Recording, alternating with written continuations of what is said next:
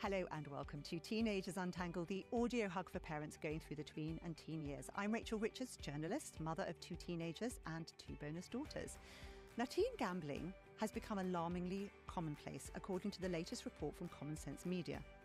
They say half of boys aged 16 to 17 have reported gambling in the past year, more than are using alcohol, nicotine or marijuana. And they warned that we're at a pivotal moment for boys' well-being, and we can either let gambling become normalised during a critical period of teenage development, or we can act now. So what's changed? And with me to unpack what's going on is Dr. Michelle Chung, a clinical psychologist who says the effects are already visible, with families reporting rising conflicts around money, secrecy and online behaviour. Michelle, thank you so much. Hi, thank you so much for having me. Now, parents worry about social media and gaming a lot, but we're not really talking a lot about gambling. Why do you think that is? You know, I think that a lot of parents, they don't realize that gaming is really what they call an onboard or an on-ramp for some of these gambling behaviors. And primarily, we'll see a lot of teenage boys and young adult boys or men who are getting really into the gambling behaviors. But I want to just state that we're not excluding the females here. You know, I have seen this also in some teenagers, girls and young women. But what I will say is that when a lot of these video games are presenting things like loot boxes, mystery boxes, what they're actually doing is priming the teenage brain to get used to these very insidious, that seem very subtle behaviors, but then translate very easily to online gambling. Fascinating. So it's not really happening in casinos or the card tables so much, and it's actually inside boys' favourite games. This is what you're saying. When we were younger, if you wanted to gamble, you had to go to the casinos, you had to call a bookie. You know, there's so many barriers before getting to that point where you're spending the money or putting the bets out there. Nowadays, it's on your phones. It's in your pockets. It's on your iPads. The accessibility is it's right there, and it's so instant that it really, I think this is a part of what's making it such a rising concern. It's so interesting, isn't it? Because when I talked about alcohol, one of the key things they said was, well, you know, the parents are drinking alcohol, is much more likely that the child is going to drink alcohol because they have access to it. And I think a lot of parents would be thinking, well, I don't bet, it's going to be fine. But of course, if it's actually that easy to access and it's coming in via a route where they're not even seeing it, that's so much harder to monitor. And I think social media feeds use algorithmic recommendations. Am I right? They absolutely do. The algorithm is what is driving pretty much everything that you're seeing on your screens and on your social media accounts. And frankly, I don't think you can watch a sports game without an online sports gambling advertisement. Even if you're just looking up stats and numbers on your phone, inevitably you're going to see another online gambling ad. On top of that, there's celebrities that are also doing this. You might have seen or heard about how the singer Drake, I think he put down, was it a $2 million bet one time? And it was streamed on social media. Everyone was talking about it. Everyone saw it. And how many of our younger kids idolize these celebrities? Yeah. It's going to have an impact. And it's so interesting because one of the reasons that this caught my eye was I was looking at, in the UK, the Times Rich List, which is the list that comes out every year. And then there's also one looking at who's paid the most tax. And the people who'd paid the most tax, in that top 10, I believe, there were 2 people who were involved in betting, who were running betting companies. And I thought, wow, look at that. I mean, they're paying that much tax. I mean, great for the tax coffers, but it tells you everything about what's happening behind the scenes. There you go. And to what extent are there sort of friendship groups an influence? Is it all to do with online? So science shows that especially at this age group, the peer group if more of your peers are actually engaging in this type of behavior, you are more likely to also follow and to do the same. And some of the research is even pointing to the fact that this is a stronger influence than even if the parents participate in the gambling acts. Interesting. And to what extent do you think this impacts on school, on relationships? Are we seeing any through flow from this? So what you are seeing is that when you are really into the gambling behaviors, it can absolutely take over everything. This becomes your strongest dopamine hit. Now, sure, there's sometimes this is a little bit of social fuel here, social grease, where you might be able to talk about, oh, look at this parlay that I just did, or I just won $200 and I just spent 20. There's a way in which I think there's a social flex and a way that this does bring people together. Again, that's where the peer group is so incredibly important and such an influence. But at the same time, it does take away from so many other things. A lot of times, you'll see people constantly checking their phones because they're looking at what's happening on their last bet that they just made. How much money did they just accumulate in their accounts? There's a way in which it pulls you in and it pulls for your attention, and it does create more isolation in the end, especially the teenagers and the young adults that have actual problems with gambling behaviors.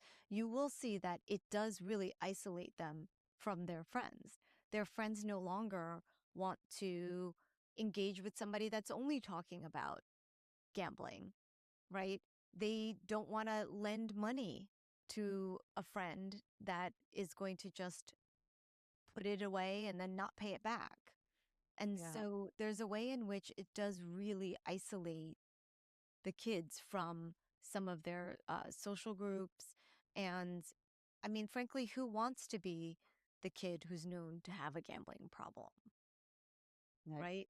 No, not a problem. But I think a lot of kids think, well, it won't be me.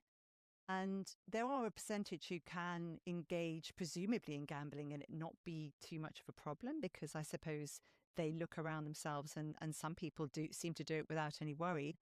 What would make gambling a problem for a teenage brain when it isn't a problem for some others? You're absolutely right. If you had 10 teenagers that are doing sports betting or online gambling, maybe 8 of them will be okay. But there will be about 2 of them, and this is what the statistics are showing, that may develop addictive gambling habits. Now, the problem here for us as parents is that we don't know where your kids will Which fall. ones? No. But there absolutely are vulnerability factors that we will know for sure. For example, the ADHD wired brain tends to chase dopamine hits, right? There is an increase in impulsive behaviors. Maybe there's a little bit of a lack of these concrete executive functioning skills that we need in our kids to be able to say, I'm only going to spend $10 here. Once I hit the 10, I'm going to regulate and pull myself back. Kids with ADHD wired brains have a little bit more difficulty controlling some of those behaviors. And so there is a vulnerability factor there for those kids who have that type of brain wiring, for sure. And you mentioned some of the things that are being used in games. There's like loot boxes, fantasy leagues, gaming mechanics, like micro betting. What are these things?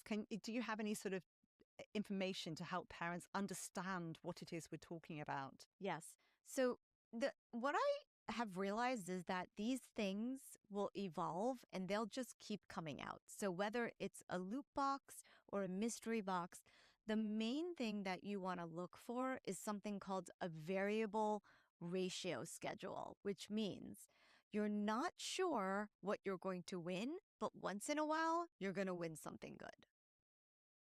So anything that follows that pattern is exactly what primes the brain and the behaviors to get more and more into the gambling habit.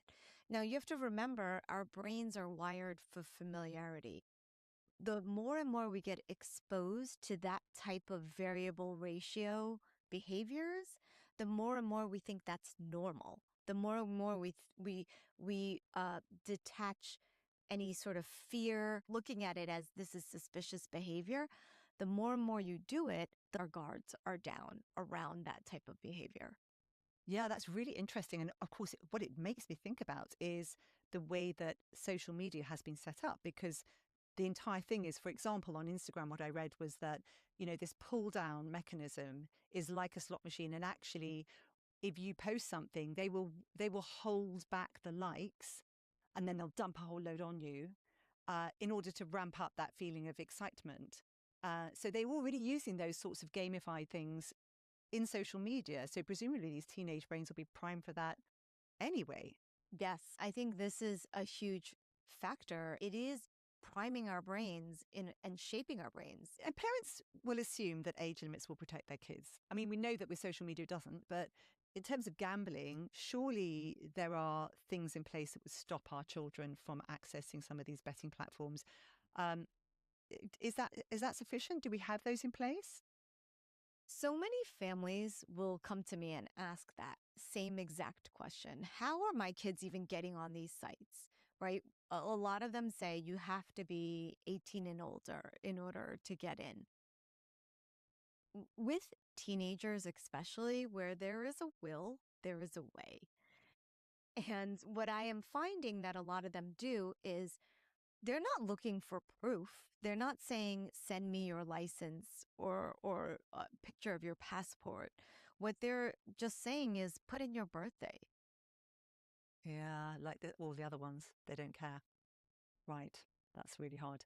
That's really And not what sufficient. no, that's not enough at all. And what are Mm. teens' misunderstanding about the odds and the reality of winning? It's really funny because when I talk to these teens and these young adults that have developed some of these more addictive behaviors, what they'll say to me is, well, I there's a partial part of it is luck. They are aware of that. But then they'll also say a part of it is skill, and I have that skill. And I think that's where when you start conflating this, I have the skill with, I also can get lucky, that is when you have, again, the variable ratio, right? Once in a while, you're going to hit it. Interesting. Yeah. Other times, you're going to lose it. But either way, you never know when that's going to happen. But then on top of that, you're thinking, but I'm better than most people at this. Yes. And so Yes. you keep just going at it again and again and again.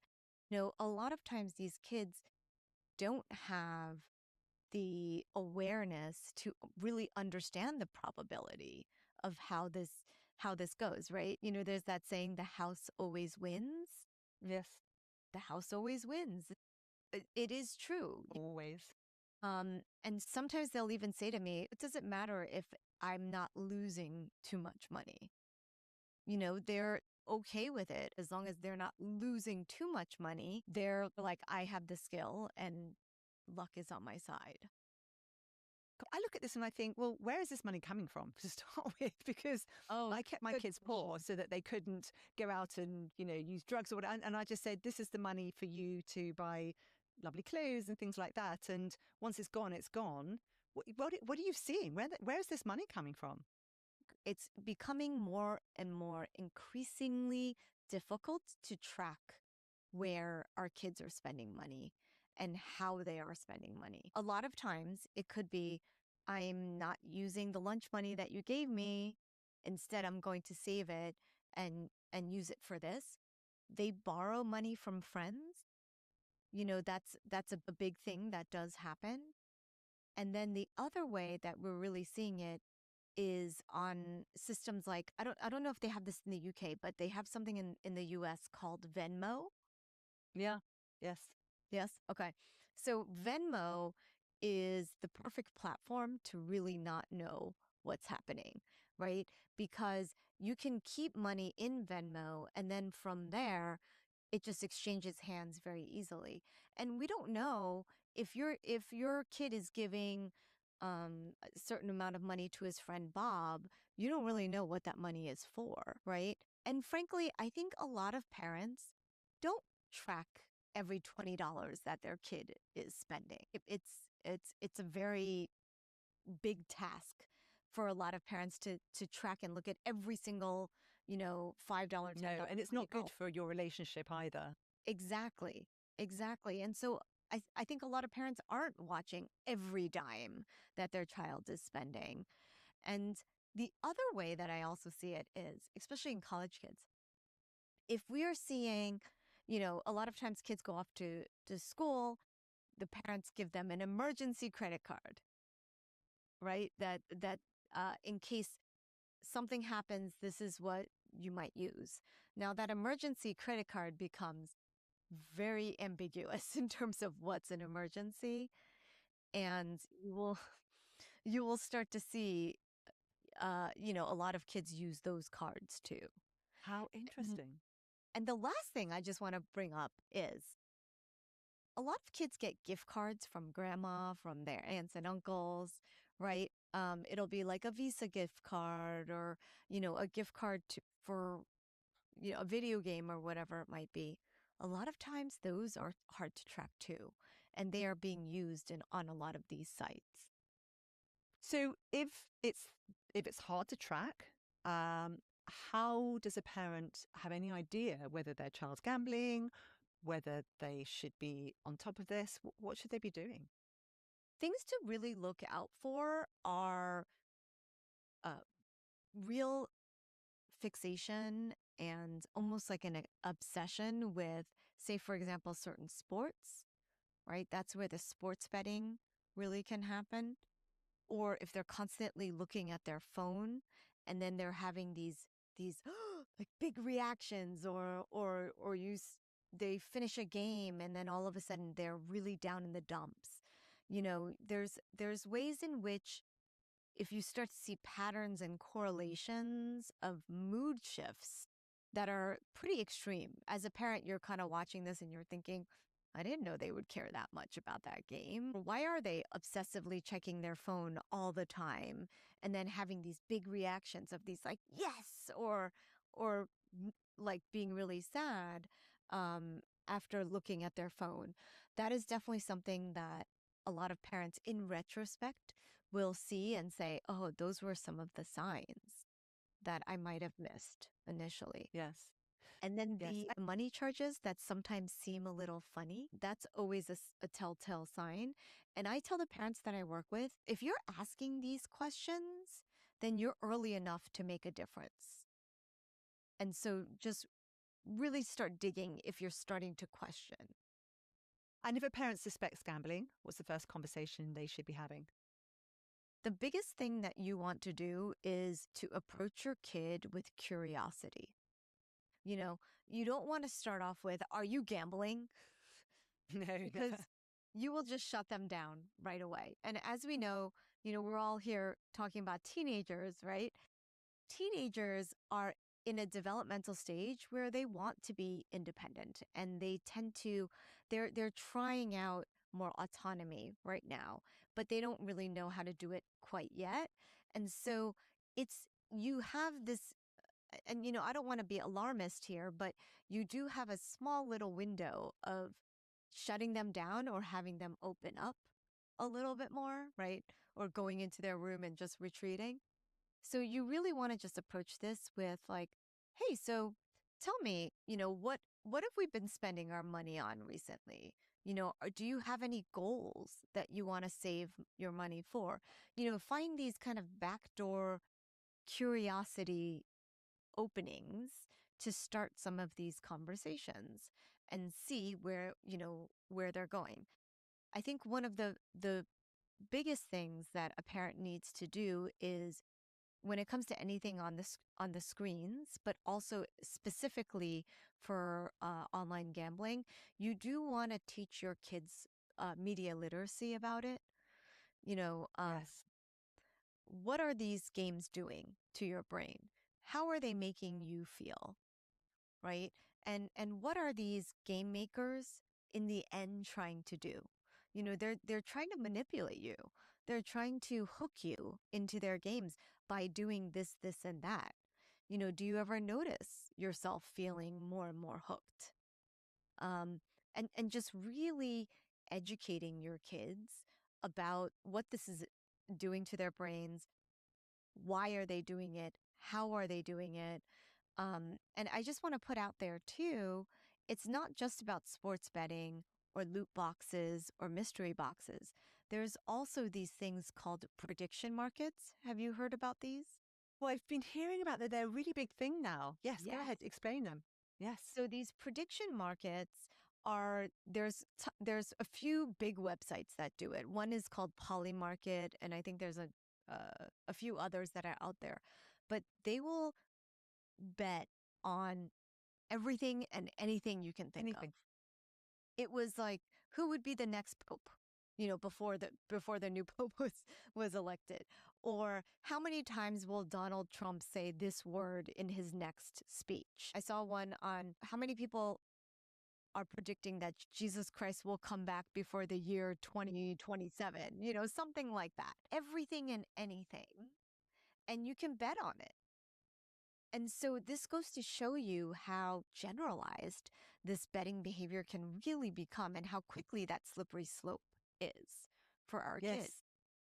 I remember talking about vaping and realizing that one of the really good ways of talking to your child is to say, those people are trying to get you addicted now so that later on you're just a constant stream of income for them.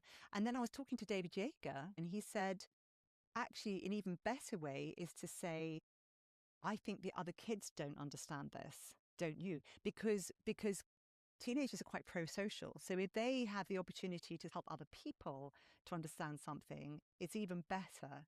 And that piece of, again, curiosity, not accusing, right? And then to open that conversation about media literacy. And in fact, I think sometimes the back doorway, which is a lot of times what we need to do with teenagers, is to actually sit and play the game with them. Oh, I love that. Yes, of course. Yes. And for you to express your experience while you're playing the game. Like, oh, wow, like this is making me even more excited to play this game. Like, oh my goodness, like I can totally feel myself getting pulled in right now. Like these mystery boxes, oh, like it makes me almost want to do it again tomorrow to see if I'll get something better, and just being able to share your own experience as you're going through it and playing it with them, I think is also a nice way to open the conversation. Yeah. And so you're talking about sort of getting alongside them, mentoring them. Are there any practical boundaries that you think would make a difference that we should be putting in place, or should we just, softly go in there?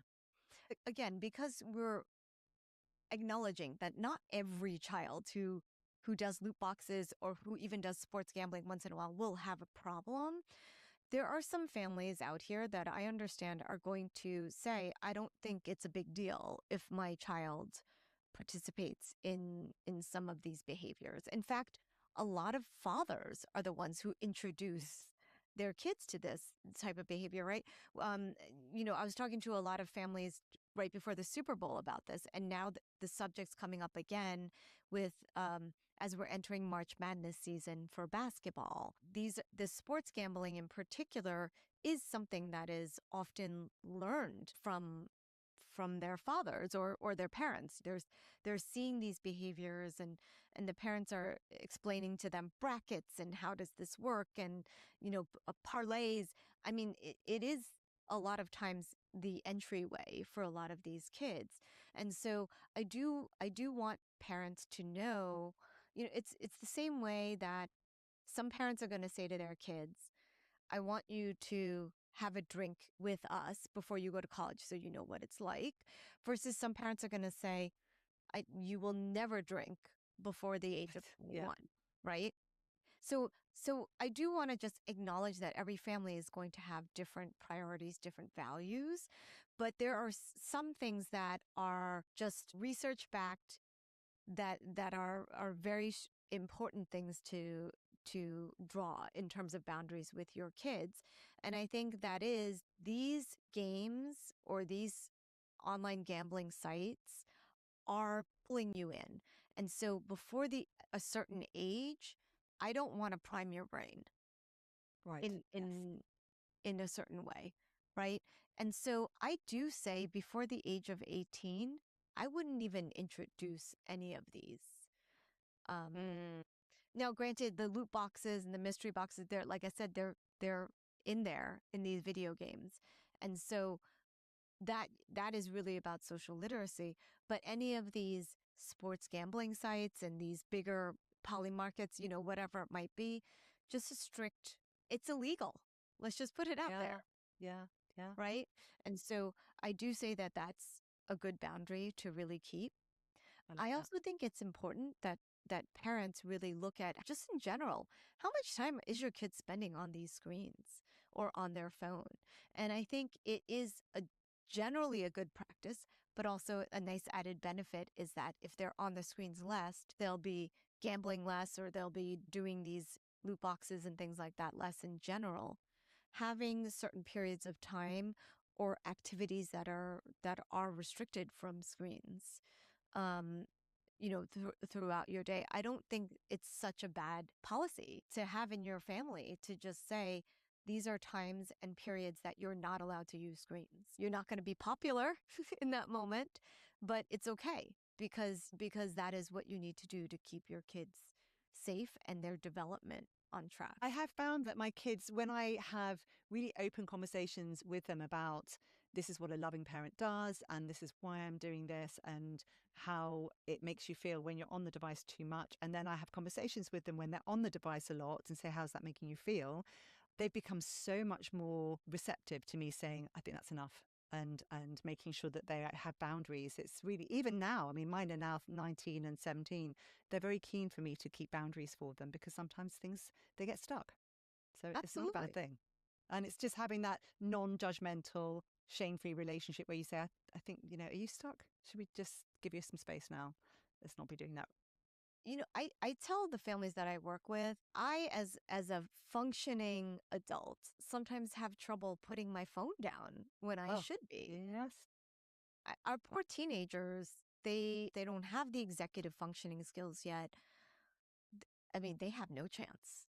No, no. If we think that our child actually has a problem, so we're one of the very unlucky ones where our child now looks like there are some issues, when should a parent think I need professional help here?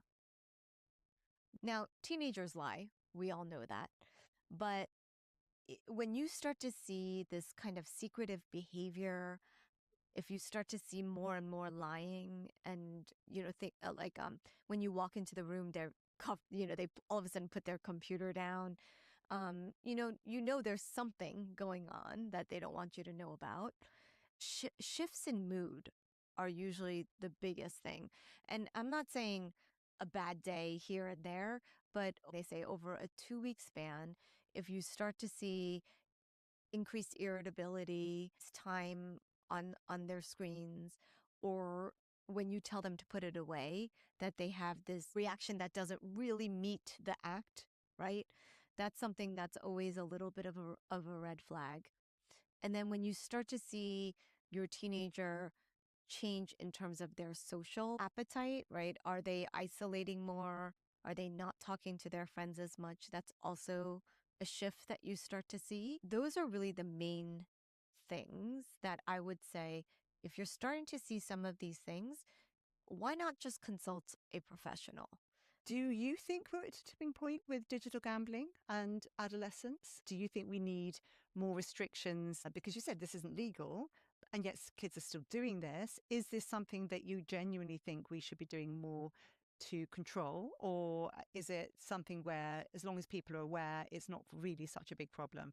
I would like some of these video game developers or the gambling FanDuels or whatever these companies to be held more accountable. Anyone can put in any birth date and get on any of these sites.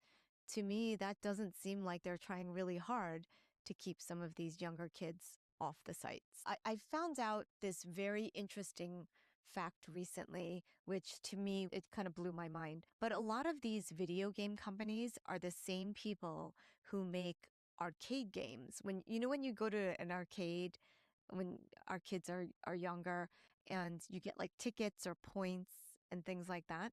So it's the same people that make these arcade games. Those same people are the ones who actually make casino slot machines and games, and then are also the ones that are making all of these online gambling sites. There is a stream that they are creating to really make sure that these kids are hooked at a young age and then throughout.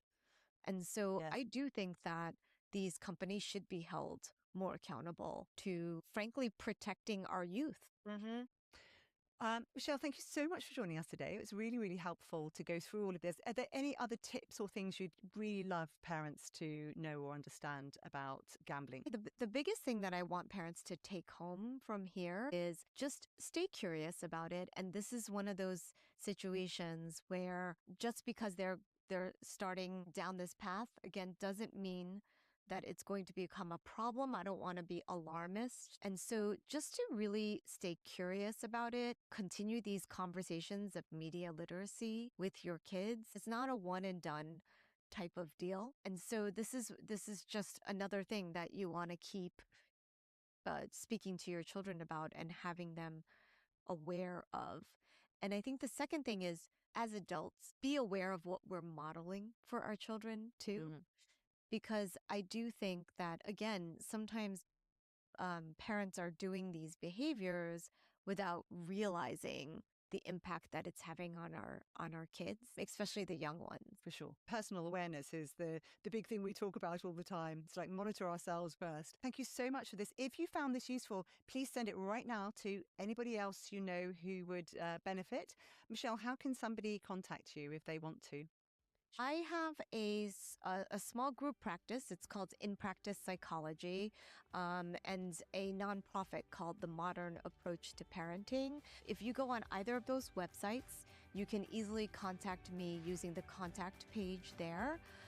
Great. And I'll put the links in the podcast notes. If you want to contact me, it's teenagersuntangled@gmail.com. And I'm on Substack and I've got a website. You can just click the links. That's it from me. Big hug. Have a great week. Bye-bye.